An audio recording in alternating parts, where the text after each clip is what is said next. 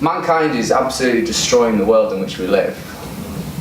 Global warming and climate change is irreconcilably changing the planet, pushing species to extinction, pushing species beyond extinction.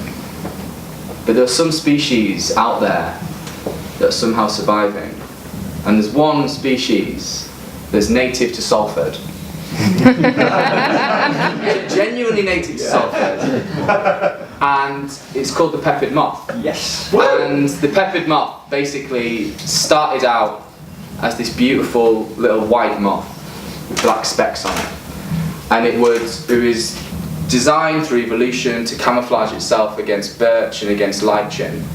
And then at the end of the 1700s, the Industrial Revolution in Cottonopolis happened, and it turned the sky, the people, the buildings and the trees black. And all of a sudden, this perfectly camouflaged moth was a beacon to birds and to bats who come and eat it. And it disappeared.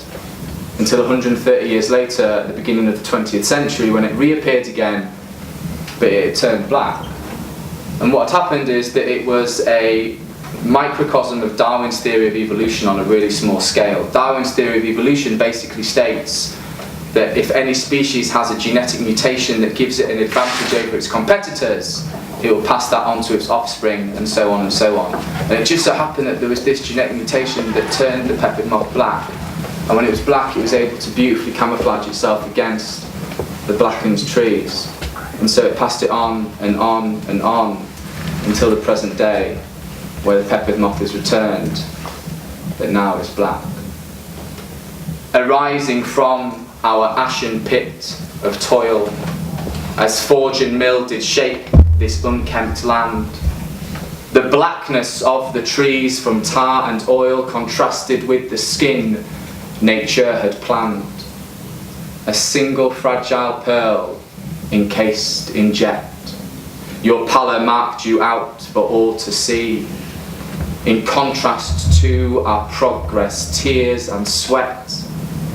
Your population had no industry. And then from deep within you came a switch. We came across your shadows in the sky, your alabaster pelt had turned to pitch, forced to adapt so that you would not die.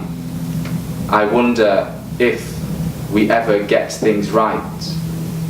Will you turn back from darkness into light?